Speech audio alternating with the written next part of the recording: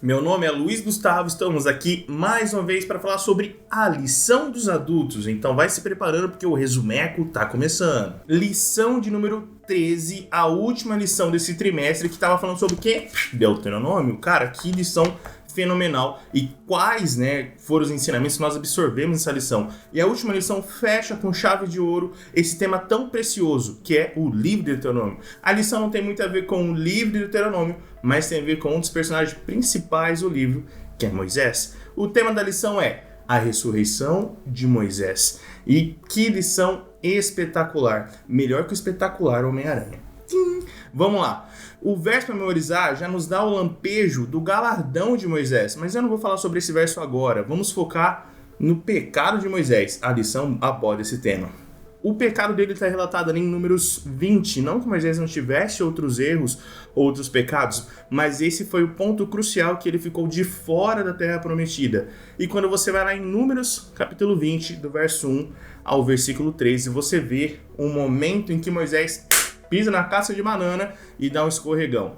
O que está acontecendo ali? O pessoal está sem água. Versículo 2. Não havia água para o povo, então se juntaram contra Moisés e contra Arão. Eles chegaram no ponto do deserto que não tinha água, que é muito fácil de não ter água no deserto, ok?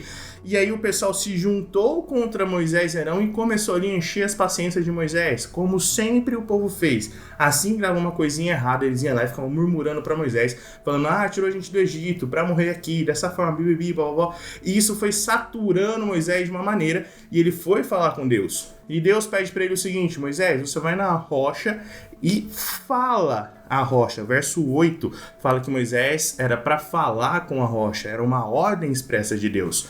E aí nós percebemos quando Moisés chega na rocha, ele tá ali com os nervos à flor da pele e ele acaba soltando algumas pérolas ali, motivado pela ira. Aqui fica um lembrete pra gente, o problema da nossa vida não são os sentimentos, tá? Sentimentos são normais. Nós vamos estar tristes, irados, revoltados, enfim. O problema que nós fazemos com esses sentimentos é o quanto a gente deixa isso influenciar as nossas escolhas e principalmente influenciar a nossa vida eterna ou morte eterna. Os sentimentos em si fazem parte do nosso dia a dia, mas as ações que tomamos com base nesses sentimentos podem nos levar a consequências terríveis. E foi o que aconteceu aqui com Moisés. Moisés estava tão irritado com o povo com a reclamação, em que em algum momento ele deixa de olhar para Deus e olha para si. Gustavo, como assim? Versículo 10 de Números 20.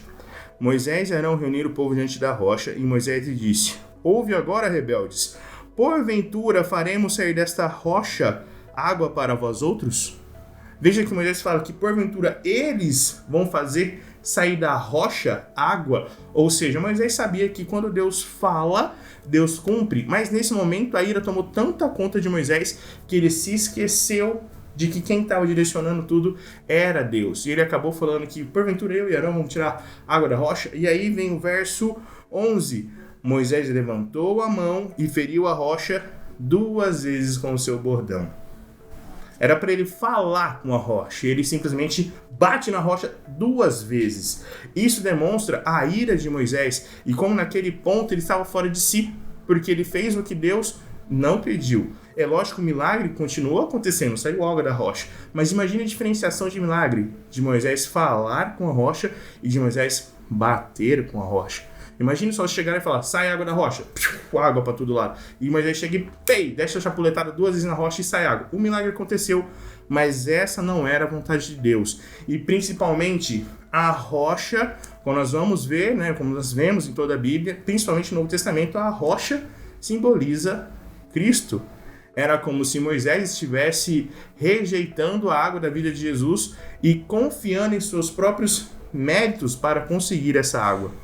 Então esse foi o pecado de Moisés. O ponto principal não foi só bater na rocha, e sim todo o pano de fundo, que foi a dúvida do poder de Deus. Nesse momento, quando Moisés chama para eles a responsabilidade, nós vamos fazer sair água da rocha, ele duvida do poder de Deus, ele faz o que Deus não pede e se deixou levar pelas essas emoções. E isso acarretou o quê? Acarretou que Moisés não entrou em Canaã. Ele vagou anos e anos com o povo e não conseguiu entrar na terra prometida. Ele ficou vários e vários momentos com aquele povo teimoso, respirando fundo. E por um momento de deslize, ele não herdou a terra que Deus prometeu. Inclusive, parece até que Deus é meio sádico, né? Ali em Deuteronômio 34, Deus pede para Moisés subir no monte e Deus mostra a terra para Moisés. Moisés vê o que ele perdeu por conta do teu erro. Poxa, mas Deus faz isso com Moisés? Sim, simplesmente para mostrar para Moisés e para nós que muitas ações nossas vão nos impedir de concluir o plano de Deus para a nossa vida. Não era o plano de Deus que Moisés não entrasse em Canaã, mas Moisés, por um deslize, se desviou dos planos do Senhor. A tia Ellen, nossa escritora norte-americana, diz que ele se sentiu sozinho, ele se sentiu triste, ele se sentiu como se tudo que ele tivesse feito na vida não o levasse a lugar nenhum, tivesse sido em vão todos os seus esforços, justamente porque naquele momento que ele estava contemplando Canaã, ele percebeu o erro que ele teve. Isso acontece comigo e contigo. A história de Moisés é uma reflexão direta para a nossa vida espiritual. Não quer dizer que quando nós estamos no pico da nossa fé, que não há problemas ou riscos de nós deslizarmos. Ninguém aqui está imune ou isento ao pecado. Ninguém aqui está imune ou isento a duvidar de Deus. Nós somos pecadores. Mas com Cristo Jesus, a rocha eterna, a água da vida, nós podemos ser mais que vencedores ao seu lado. O único problema é que quando a gente se esquece de Cristo, perde o foco de Cristo, a gente desliza e a gente acaba tendo algumas consequências que não queríamos. Parece uma história triste, mas teve um final feliz para Moisés. Moisés não recebeu a sua recompensa terrena, mas recebeu a sua recompensa eterna, a vida eterna ao lado de Jesus. E aí eu volto para o verso para memorizar, que está em Judas 9. Contudo, nem mesmo o arcanjo Miguel, quando entrou em conflito com o diabo e discutia a respeito do corpo de Moisés, ousou pronunciar sentença difamatória contra ele. Pelo contrário, disse: o Senhor repreenda você. O verso de Judas nos deixa claro que houve uma disputa entre Miguel e o diabo. Lembrando que Miguel é um dos nomes de guerra de Cristo. Isso fica para um outro vídeo. Se você tiver dúvida, coloca aqui embaixo que a gente vai respondendo, tá bom? Então, Miguel, Cristo, contende com o diabo para pegar o corpo de Moisés.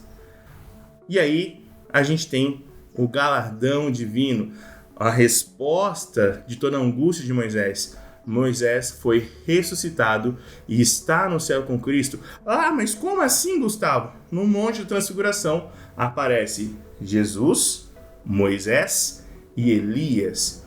Moisés representa o grupo de crentes que serão ressuscitados no retorno de Jesus. E a ressurreição deve ser a minha e a sua maior esperança. Abra a tua Bíblia ali em 1 Coríntios 15.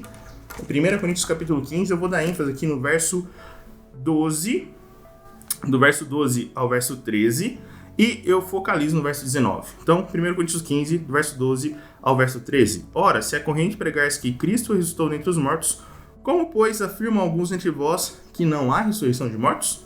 E se não há ressurreição de mortos, então Cristo não ressuscitou. Complemento com o verso 14. E se Cristo não ressuscitou, é vã a nossa pregação e vã a nossa fé.